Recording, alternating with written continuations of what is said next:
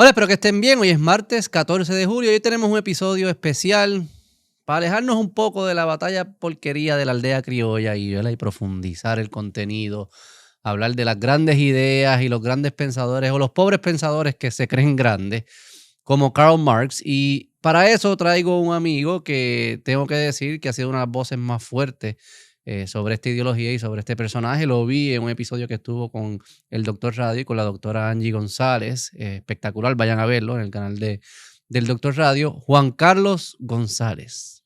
Muchas gracias, Beto, por la oportunidad de estar aquí.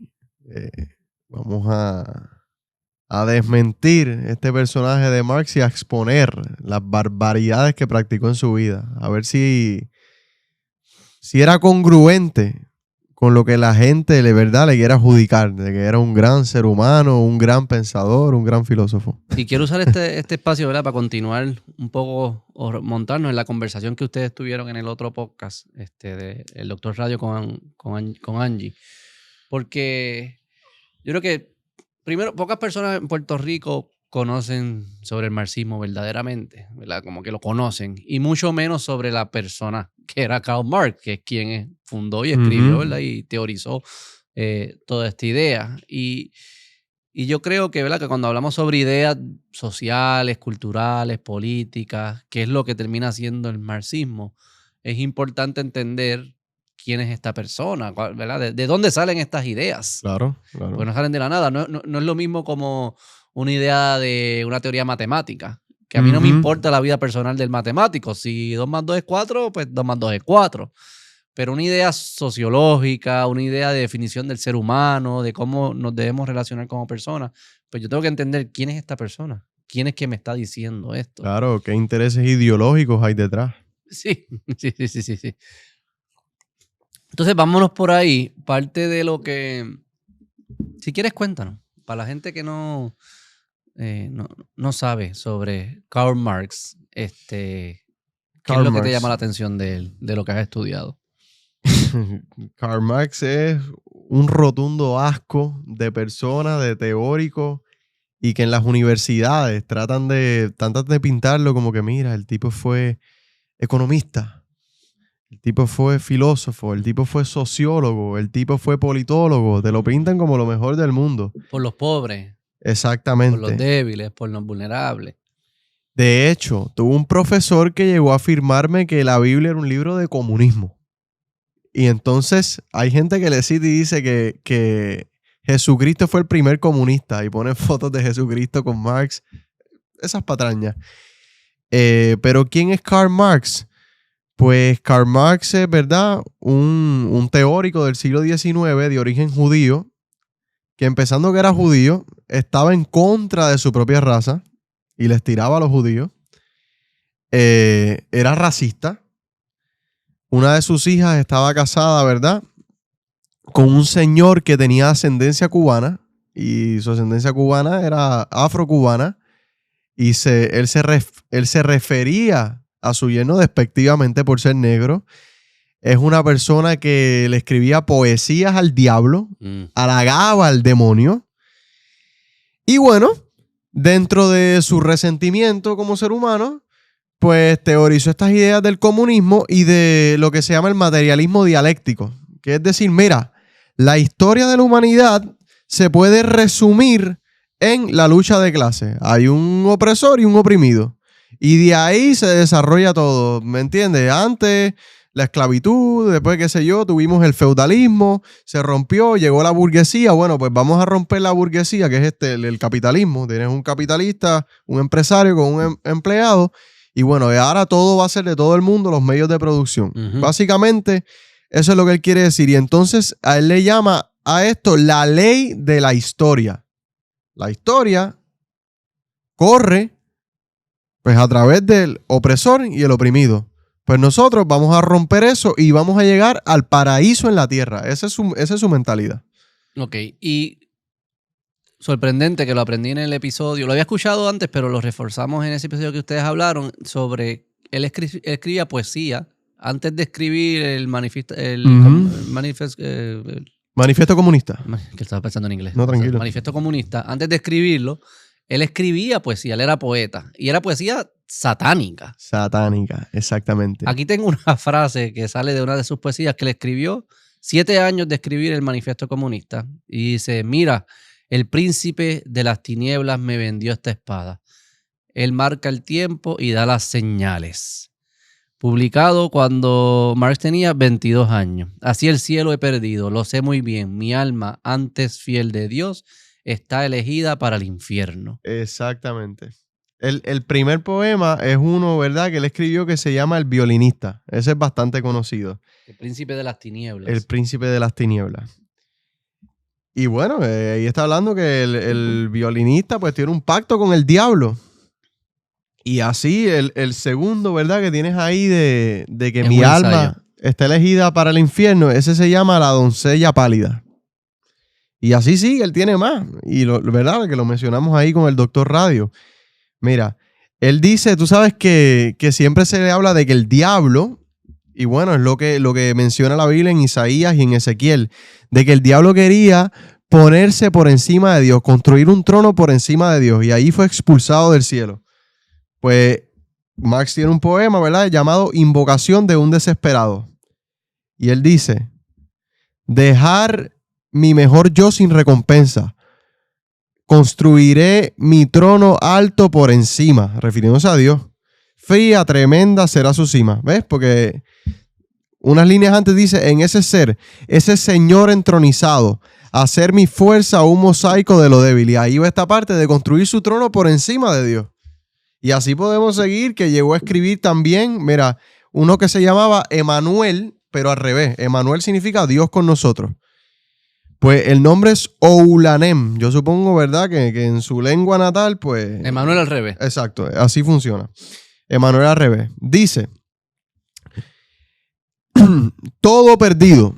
La hora ha expirado y el tiempo se detiene. ¿Verdad? El universo pigmeo se derrumba. Pronto me aferraré a la eternidad y aullaré la gigantesca maldición contra la humanidad. Y luego él agrega, ¿verdad?, y en esas líneas que sigue, dice, si hubiera algo más para devorar, yo saltaría a ello, incluso si tuviera que destrozar un mundo. O sea, tenemos el planeta Tierra y hay que maldecirlo, hay que devorarlo, hay que hacerlo canto. Y se me pone un planeta por el medio, pues ese planeta yo lo hago cantos con tal de destruir el planeta Tierra. Tendría que romperse en la larga maldición, rodearía con mis brazos al ser duro y abrazado a mí, tendría que perecer en silencio y luego hundirse en la nada, perecer por completo, no existir. Eso sería vida. Eso sería vida. Eso sería vida. Destruir todo sería vida. Exactamente. Eso es lo que él escribió en este poema de Emanuel al revés. Eso es casi como uno escucha que ese espíritu revolucionario uno lo ve bien presente hoy en día, de personas que no tienen propósitos en sus vidas y se asocian con estas ideologías activistas, revolucionarias, que es casi como que por fin se sienten vivos destruyendo. Eso es el espíritu que está ahí presente. Como la destrucción o ser parte de algo que destruye te hace sentir vivo. Literal, literal. Porque es que se centran en el resentimiento. Es todo por la envidia. Es todo por la envidia. De hecho, Agustín Laje, una vez vi un clip de él en el que él cita un estudio que se hizo, que se le hacían preguntas, ¿verdad?, a los encuestados de los felices que eran, del bienestar, ¿verdad?, que ellos viven. Ok, bueno, pues ellos experimentan X cantidad de bienestar. Son personas relativamente, ¿verdad?, felices, no son felices. Ok. Y luego de hacerles esas preguntas, se les hacía preguntas, ¿verdad?, que dieran a entender la ideología política del encuestado. Los resultados, fascinantes. Mientras más a la derecha eran las visiones políticas de los encuestados, más felices eran. Sí. Mientras más infelices eran más de izquierda. Bueno, pero es que si el espíritu de la izquierda está representado en estas poesías, o en eso que yo estoy hablando del significado a través de la destrucción, pues obviamente, o sea, estoy seguro que hacer una encuesta parecida que es como, y te pregunto, ¿verdad? Tú que has leído muchos de estos textos, ¿Tú crees que esto nacía por un amor al pobre o por un odio al rico? Por un odio al rico. O sea, que su misión no es ayudar al que le va mal, no es que se desarrollen, no es que asuman responsabilidad, no es que tengan los recursos para que puedan echar para adelante. No es eso. No, Es claramente. destruir lo que existe. Es destruir el que le va bien. Claro. Palabra sencilla. Pero es que claramente, empezando por la familia, para la visión comunista, la destrucción de la familia precede a una sociedad comunista. ¿Por qué? Porque Porque detiene la revolución. La familia detiene la revolución. la familia detiene la revolución. ¿Por qué? Porque la familia, pues como es una institución, vamos a decir así, privada, cerrada, tú le vas a enseñar a tu hijo los valores que sirven. Espérate, estos valores a mí me han servido, le sirvieron a mi papá, le sirvieron a mis abuelos. Bueno, pues yo los inculco de generación en generación. ¿Y eso qué hace? Bueno, pues eso inhibe, eso prohíbe. Es directamente un mural que le estás poniendo al comunista para no poder adoctrinar a la nueva generación. Claro. Entonces eso hay que abolirlo. Y la lealtad tiende a ser más a la familia que al líder del partido. Pues claro, como debería ser, pero para ellos eso es un problema. Obviamente. Y entonces de ahí es que sale, por ejemplo, Federico Engels con su libro de cuando Marx fallece sobre la familia, a plantear que no, espérate, hay que destruir este concepto de familia. La mujer está oprimida por el hombre, los hijos están oprimidos por los padres. Entonces, de ahí el marxismo saca que la sociedad es quien tiene que criar los niños. Por ejemplo, Federico Engels, que es la mano derecha de Marx. Quien lo financiaba también. Y quien lo financiaba. A él lo financió mucha gente. Entramos en eso ya mismo, pero en un momento de la vida lo financiaba. Exacto. Vamos a ponerlo así, es su mejor amigo. Y cuando escriben el manifiesto comunista, él es el coautor. El manifiesto comunista lo escribe Marx y el coautor es Federico Engels. Ok. Federico Engels escribe y pone, bueno, el cristianismo con su matrimonio monogámico, pues lo que ha puesto es un yugo de servidumbre sobre la mujer, de esclavitud. Porque antes del matrimonio monogámico, la mujer podía estar con quien quisiera y eso es ser libre. ¿Sabes? El hedonismo. ¿Me entiendes? Con Raimundo y con todo el mundo. Pero no, el ser monogámico es propiedad privada y es un tipo de opresión. Pues eso hay que abolirlo. Entonces tú acuéstate con quien tú quieras. Tú estate con quien tú quieras. ¿Tienes hijos? Tranquilo. Es que el concepto de familia también, eso se modifica porque esto es un constructo social. La sociedad, el Estado... En nombre del capitalismo. Exacto. Estos son caprichos burgueses. Entonces, no. El Estado va a proveer cuidados gratis para que los niños ahí se críen y crezcan. Y la sociedad los va a criar. Esto es un concepto completamente nuevo de sociedad. Tranquilo. Que este concepto de la familia monogámica, eso es un concepto burgués opresor. Pero que es curioso porque esa idea del Estado criando hoy en día está bastante presente y muchas personas se lo creen, aunque no sepan que han sido picados por un mosquito marxista, pero se lo creen y hablan de todo universal y que el Estado es quien debe que proveer todo, las escuelas, los cuidos, todo, y se convierte, ¿verdad?, en esta entidad universal donde empieza a competir contra la misma familia, la empieza a sustituir y le dicen a las personas, ya tú no tienes que tener familia, tú no tienes que tener un hogar saludable, Claro. tú ten el hijo y lo tiras en esta institución de 8 a 5 o lo que fuese y nosotros nos encargamos. ¿Pero qué significa encargarse? Y ese niño va a convertirse más leal hacia el Estado y hacia el político que hacia hasta su propia familia. Claro que sí, es que los niños pasan más tiempo en la escuela que en sus casas. Réstale al tiempo que, ¿verdad?, están en las casas el dormir. ¿Cuántas horas están en la casa? Son escuelas del gobierno. Porque no es lo mismo una escuela de tu iglesia. Exactamente. O una escuela, ¿verdad?, de tu comunidad, digamos. Exactamente. Una escuela del gobierno. Y como no hay propiedad privada, pues no hay escuela religiosa, no hay escuela, ¿verdad?, con la concepción de valores que tú tengas. Eso no existe. Es la escuela del Estado. Bueno, es que todos van... Por ejemplo, el fascismo, que ayer estuve hablando de eso. Mussolini, cuando escribe, ¿verdad?, en su texto explicando la doctrina fascista, la doctrina del fascismo, él escribe contra el individualismo. Y entonces dice que hace falta el colectivismo porque el Estado opera como la conciencia universal de los individuos en colectivo. Sí, del pueblo. Exacto. El pueblo. El Estado es infalible. El Estado es la conciencia y todo tiene que ser a través del Estado. Propiedad privada no existe. Tu religión no existe. No. Las escuelas que van a existir con los valores que van a existir son los inculcados por el Estado. Se acabó. Vamos a volver al personaje. Háblame entonces, ya entendemos más o menos su concepción de familia, pero ¿cómo él vivía su vida familiar? ¿Cómo él vivía su vida familiar? Otro desastre. Ok. Refréscate. Hidrátate. Vaya. Hidrátate. Karl Marx tuvo varios hijos. Tuvo una hija que se suicidó y, ¿verdad? Era como Romeo y Julieta. El marido prometió que se iba a suicidar con ella. El tipo no lo hizo, no se suicidó. Al final se suicidó ella solamente. Ok. Tuvo otra hija, Carlos Marx, que sí, se suicidaron los dos, tanto el marido como ella. Ok.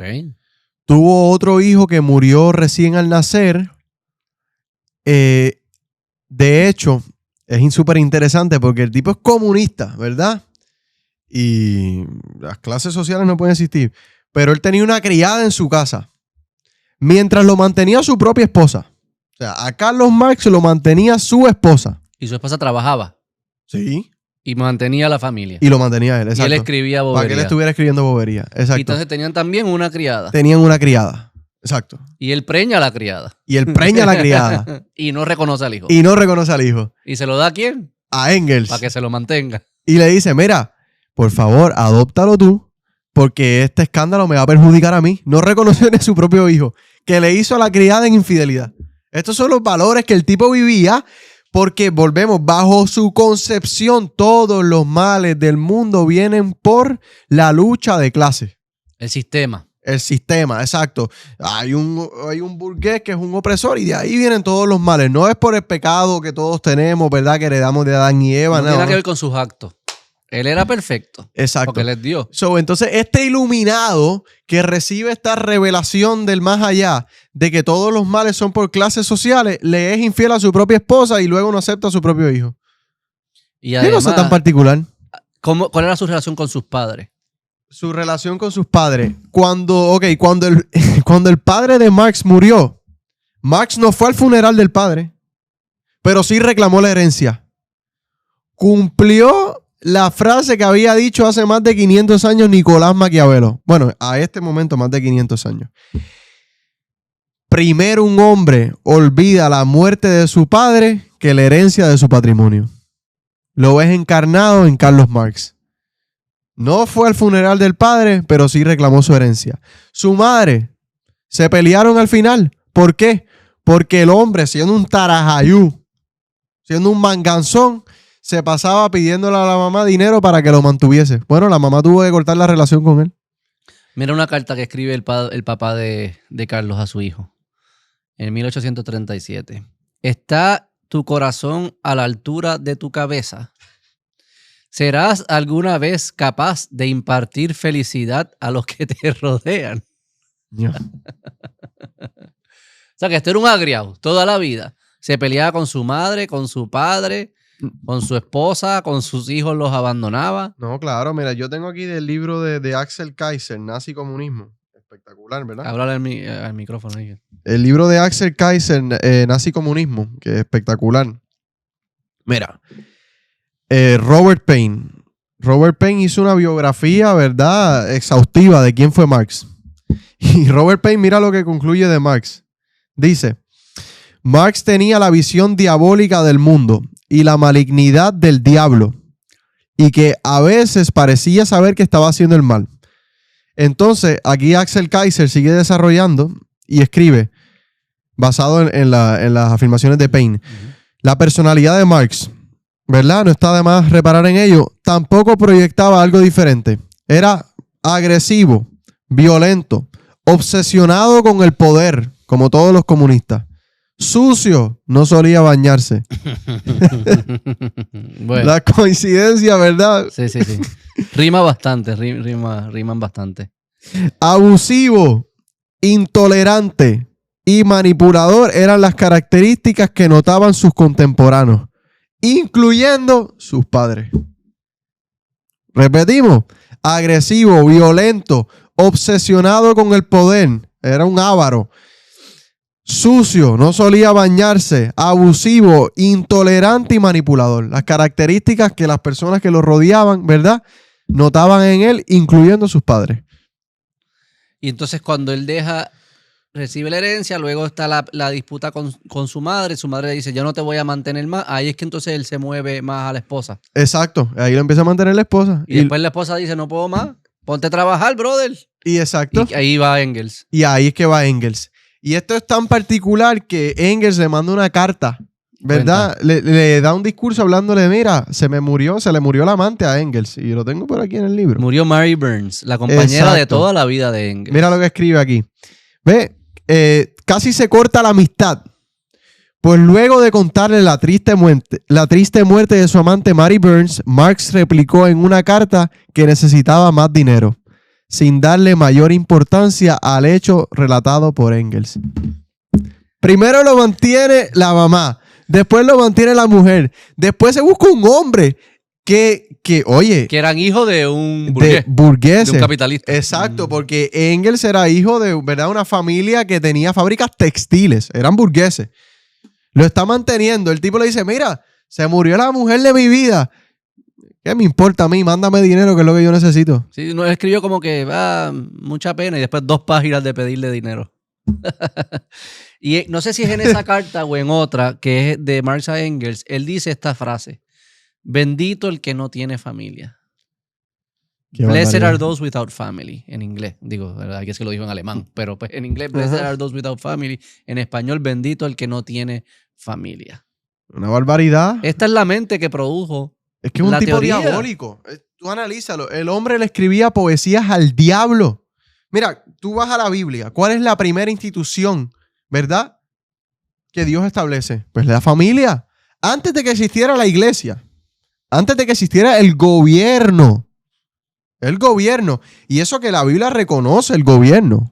Sí, pero pero Romanos 13. Antes del gobierno. Por eso. Son instituciones que pasan antes del gobierno. Preceden al gobierno. Romanos 13 te dice a ti que el gobierno fue instituido por Dios. No está diciéndote a ti que un dictador, un opresor, es que Dios lo quería así. Sino que la función de que exista el gobierno es Dios quien lo quiere. Eso es lo que está diciéndote la Biblia en Romanos 13. Pues antes de todo eso, Dios establece la institución del matrimonio. De la familia. Adán y Eva.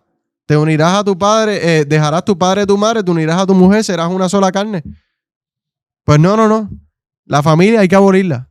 No puede existir. El tipo es diabólico. Para mí este es una figura que claramente está viviendo una frustración absoluta con su vida y buscaba la forma de salirse con la suya sin asumir sus responsabilidades. Y lo lograba por personas alrededor de ellos que lo querían y él los cogió de zángano.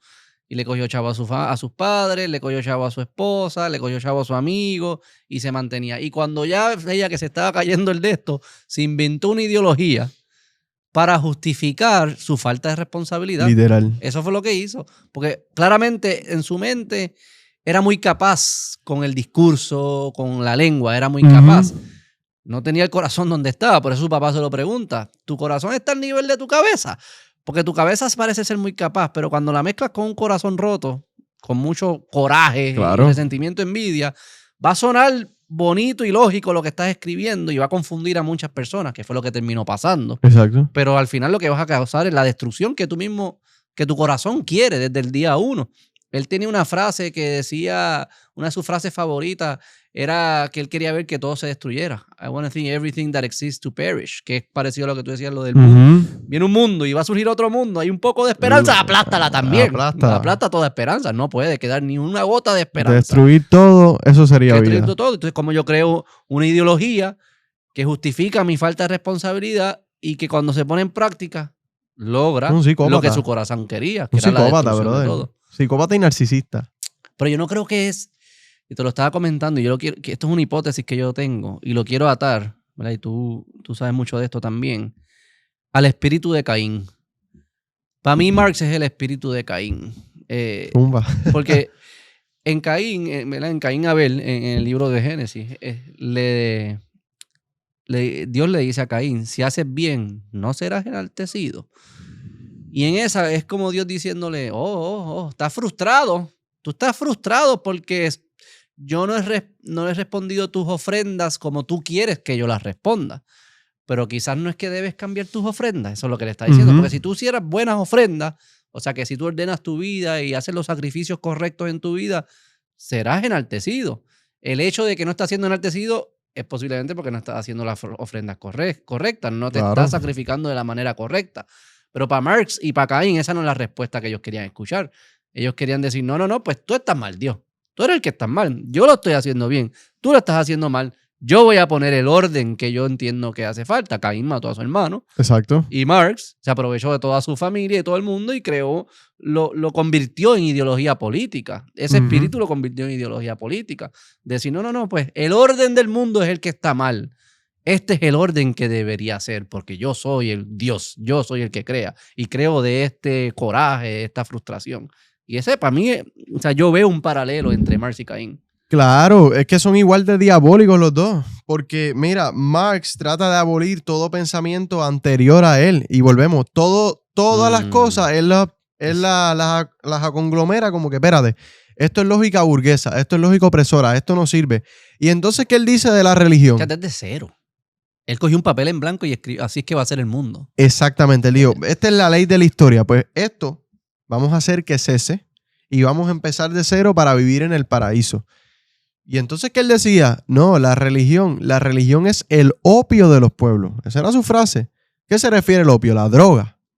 La religión es lo que te hace estar así como sonámbulo. Sí, como que no te duela y estés como que fuera del mundo. Exactamente. Escapado, ¿verdad? No parte del mundo. Prometiéndote un paraíso.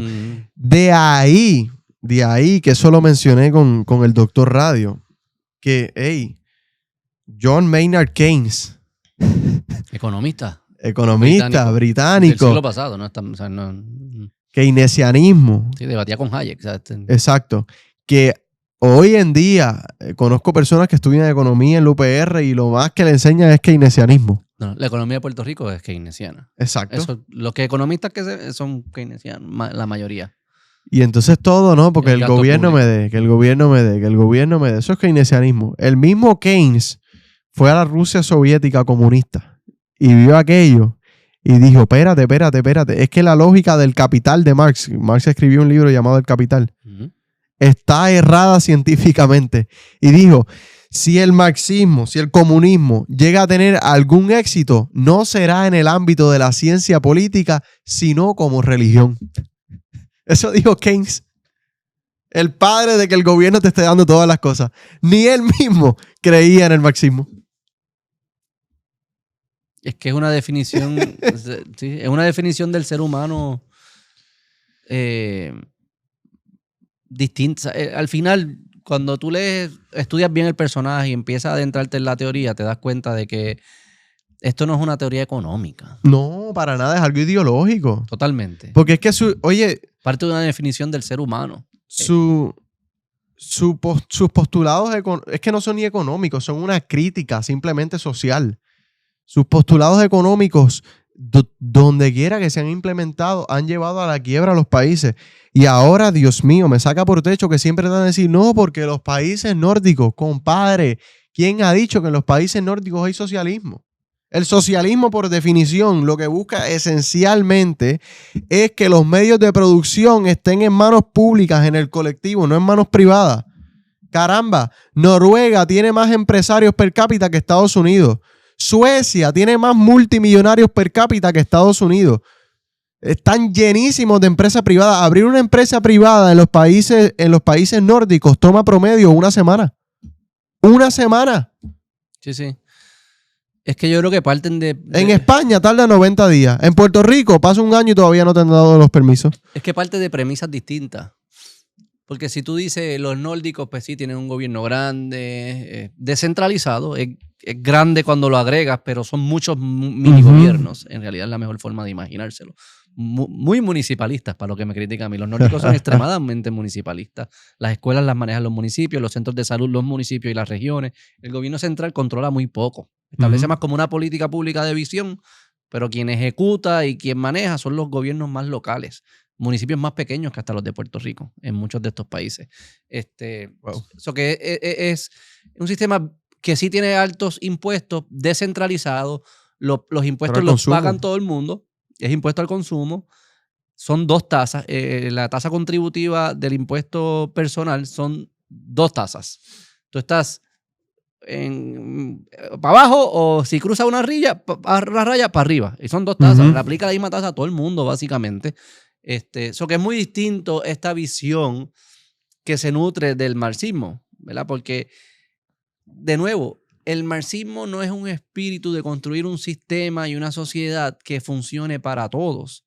Es un sistema para destruir a los que están arriba. Y destruir todo. No, para destruir a todo el mundo. Para destruir a todo el mundo. Porque termina destruyendo a todos.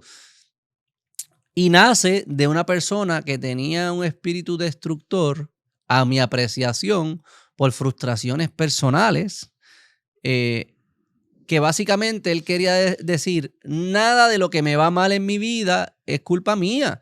Y se inventó una ideología. Y yo imagino que pues, con la esposa que le estaba dando la cantaleta, le decía, pero no, señora, no soy yo. Es que mira, coge, léete mi libro. Aquí tu lógica está mal. Aquí está, esto explica que yo no soy el culpable. Todos los maridos quisiéramos poder escribir un libro y decir, mira, no soy yo. Muchacha, no soy yo. Es que mira cómo está estructurada la sociedad, la gran estructura, la superestructura y la burguesa y qué sé yo qué. Mi amor, no tiene nada que ver. Yo instalé el mal inodoro y está botando agua, pero no es culpa mía. Es que el capitalista hace un inodoro que es imposible de instalar. Exacto. Eso que vamos a pelear la gran revolución para que no me pelees a mí de que se está inundando el baño. Eso es Marx. Literal. Porque tiene la cara de lechuga de creérselo él mismo. No, las enfermedades, cuando alguien coge una bacteria también, esos fueron los capitalistas que la crearon. Todo, eso fue lo que él hizo. El tipo tenía problemas familiares y lo convirtió en una ideología para abandonar su responsabilidad con un espíritu totalmente resentido. Mira esto. Para leértelo aquí del libro. Chequéate. Su hija Eleanor finalmente entró en una relación con un hombre abusivo como su padre. Se quitó la vida en un pacto suicida con su marido que este no cumplió y se dio a la fuga. Su hija Laura y el marido de esta, que se llamaba Paul Lafargue, que era de origen parcialmente cubano, a quien Marx llamaba despectivamente el gorila, el negrillo, por ser negro. El cubano, tipo, este es el cubano, exacto. Se llamaba Paul Lafargue. Y Marx se le llamaba el gorila por tener piel negra. Pues se quitaron la vida, ¿verdad? El cubano y Laura, su hija, en otro pacto suicida. ¿Ve? El hijo ilegítimo que tuvo con su empleada lo dio en adopción. No, Marx, Engels, encárgate de eso. Y dice aquí, en síntesis, aunque Marx quería a su mujer e hijo, el supuesto campeón del humanismo era un ser humano de carácter despreciable que arrastró a toda su familia a una tragedia fáustica, porque en la práctica le importaba poco el bienestar de los demás.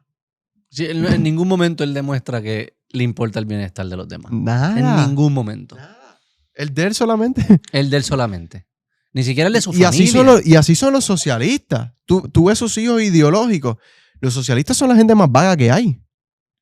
Son la gente más vaga que hay. Y quieren que se los den todo. Contrario al capitalista, que es lo que dice Antonini. El capitalista siempre está buscando cómo satisfacer los deseos del prójimo. Servir al prójimo de la manera más eficiente posible. Escuchándolos, entendiéndolos, siendo empático para poder desarrollar un producto y un servicio que atiende las necesidades. Exacto. ¿Verdad? En el lugar, al precio y la forma que ellos estén dispuestos a pagar. Y es espectacular. O sea, esa es la maravilla del capitalismo. Que, por ejemplo, yo no sé hacer una computadora. No la sé hacer. Mírate esto. Le acabo de preguntar a Claude. ¿Cuántas veces sale la palabra amor en los documentos de Marx? Acabo de contarlo empíricamente sobre el texto completo del manifiesto, la traducción de Moore. Y tienes razón. Love aparece exactamente una vez. Bueno, le ganó el Corán. Creo que en el Corán sale 0 Y veces. mira dónde. En la sección sobre el socialismo feudal, donde Marx se burla de los aristócratas que trafican verdad y amor. O sea, que sale de burla. Ajá, Dios mío. Que el amor lo dan los aristócratas. De burla. O sea, la palabra amor sale una vez y es de burla. Y esto es un documento que supuestamente está hecho porque se ama al pobre y es para ayudar y es todo bien. Porque así es que te lo venden. Esto es bien goody. Esto es amor, es servicio, es generosidad. Es envidia. Es envidia. Es buscar la cortina de excusa. humo y maquillar todo el resentimiento y el odio que tienen estas personas. El prójimo sale 0 veces. Destrucción 13 veces. No, es que manda la destrucción violenta, brother. El libro manda a hacer una revolución violenta. Esto está buenísimo. Familia 13 veces para abolirla. Ay, Abolición 29 veces. Revolución 41 veces. El proletariado 86 veces. Las clases 124 y los burgueses 191 veces. Es una obsesión con los burgueses y todo lo que constituye una vida ordenada para destruirla. Eso es lo que documentó esta persona. Y tiene sentido cuando entiendes al hombre que lo escribe. Uh-huh. O sea, porque no sale de la nada, sale de una vida personal. Un ideólogo. De un ser humano que tenía una vida particular. Y estaba en un momento particular y escribió esto. Y así no es que se nos enseñan. O sea, tiene que, ¿sabes? Ponerte una camisa de Marx es el peor que ponerte una de Hitler. Sí. O igual de mala. No hay que decir no. Bueno, al menos lo que heredó. Igual de mala. Si quieres, para no, igual de mala. Mira esto. ¿Sabes? La ideología de Marx es lo que uno ve manifestado en nuestra región y les molesta. Es como ponerles el dedo en la llaga. Cuba, Venezuela, Nicaragua. ¿Les molesta? Pero no solo en Cuba, Venezuela, Nicaragua. Eso es en los sistemas que lo implantaron, pero también lo puedes ver en la vida de las personas que impulsan esas ideas en nuestras tierras. Oh, claro que sí. Pero aparte de eso, puedes seguir Alemania Oriental, comunista. Tuvieron que poner un muro y dividir Alemania en dos porque todo el mundo se quería ir para el lado capitalista. Lo tiene, ¿verdad? En la República Checa, Eslovenia, todo esto de Europa del Este. Ah, sí. Es que imagínate estar rodeado. Lo tienes en China. Imagínate estar rodeado. China no actualmente, porque China actualmente tiene más de 50 millones de empresas privadas. La China de Mao. La China de Mao. Que también era destrucción. Exacto. Lo tienes con Stalin. ¿Cuánta gente se cargó esa gente? Pues yo creo que es importante, y para ir cerrando el episodio, este episodio es importante porque es importante entender las raíces de esta ideología. Porque nos ayuda a entender los antídotos que sí fuesen efectivos. Alguien que se ha comido esta pastillita no sale de ese viaje mental con gráficas. O sea, tú no convences a estas personas con gráficas de eficiencia económica. Uh-huh. Aquí hay algo que está pasando que es mucho más profundo, que es lo que estábamos tocando. El ideólogo de esta ideología está hablando desde un aspecto espiritual. Claro. No desde un aspecto de eficiencia económica. No hay gráfica que convenza a un marxista de que el marxismo no es bueno. No sé cómo se logra, no sé si es lo mismo, es un antídoto espiritual, es otra cosa. Cómete esta otra versión de la realidad. No es de eficiencia económica, no es de tamaño de gobierno, no es Noruega, no es gráficas de Singapur versus Corea del Norte. Yo no creo que eso lo hace. Porque lo que claramente demuestra esto es que es una captura espiritual, lo que sucedió tanto en Marx como las personas que se toman esta ideología. Claro que sí. Bueno, tú lo ataste ahí al principio de la humanidad en la Biblia. Uh-huh. Es la misma visión de mundo que tenía Caín. Uh-huh. Y volvemos. ¿Sabes? No hay que irnos lejos y tratar aquí de deducir qué era Marx. Inferir. No. Marx directamente le escribía poesías al diablo y lo halagaba. Y se hacía partícipe de sus planes. El tipo era diabólico. Bueno, pero ¿cuántas frases? Bendito el que no tiene familia. Así el cielo he perdido, lo sé muy bien. Mi alma, antes fiel a Dios, está elegida para el infierno. No, habla de sentarse en el trono, poner un trono por encima de Dios, lo mismo que el diablo. El príncipe de las tinieblas, esas frases hay. Aquí, entonces, no es de sorprender que cuando tú miras las personas que son marxistas, son todos ateos. Son todos ateos. Fidel Castro, ¿qué fue lo primero que hizo? Empezar la persecución, a mandar los curas para atrás, a las monjas. ¿Qué es lo que ha hecho la Unión Soviética? La Unión Soviética, ¿qué hizo con los curas? Los ¿Sabes? La encíclica de Divini Redentor y el Papa Pío XI lo declaró. Espérate. Todo el que sea católico y comunista es comunión. Esto es una barbaridad. Igualmente lo puedes ver hasta hoy en día en la China capitalista que hay. Las iglesias que tienen que estar sometidas a la ideología del partido y la única traducción. Mira, China es el país que más Biblias se imprimen en el mundo. En el mundo, pero para los chinos, que hay más de 1 billón, 1.000 millones de chinos, se imprimen alrededor de 2 millones de Biblias anuales. Y es la traducción misma que el gobierno tiene autorizada manipulada. ¿La has visto? ¿La has leído? No, yo no sé leer chino. No digo, pero la traducción para atrás de ese tiene que haber. O sea, algo están excluyendo o algo están incluyendo. No sé específicamente qué es. Ya. Pero sí es la traducción manipulada, autorizada por el gobierno. El país que más Biblias produce en el mundo, pero para los chinos no hay.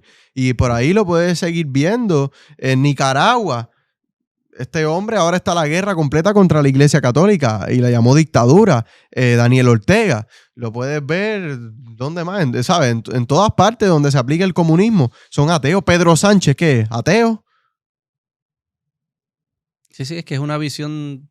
Por eso digo, no es una teoría política ni económica. No, es algo espiritual.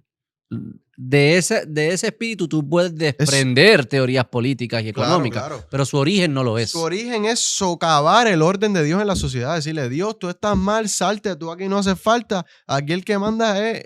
soy yo. Y cojo el papel en blanco y voy a desconectar al ser humano de todas sus tradiciones, de todo lo que lo ha hecho llegar hasta hoy. Lo cortamos absolutamente y yo voy a dibujar un nuevo mundo y vamos a intentarlo. Volvemos, lo que dijo... Sí. En Oulanem, Dios con nosotros al revés, Emanuel.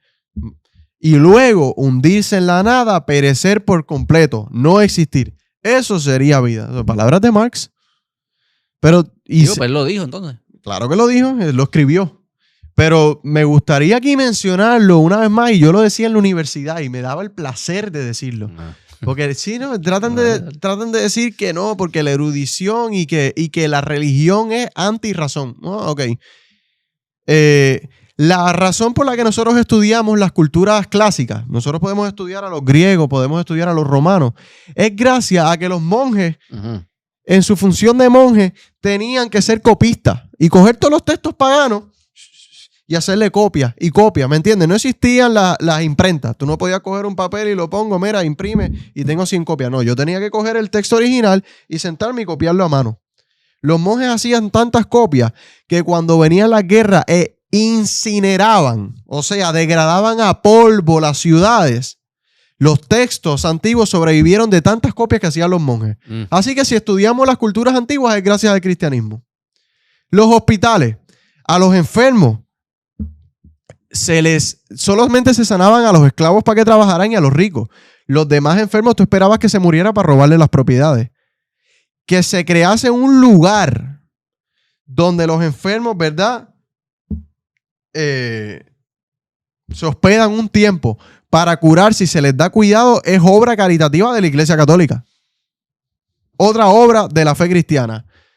Las universidades las crea también la Iglesia Católica. Otra obra de la fe cristiana. Entonces, te digo, yo no soy católico, tú lo sabes.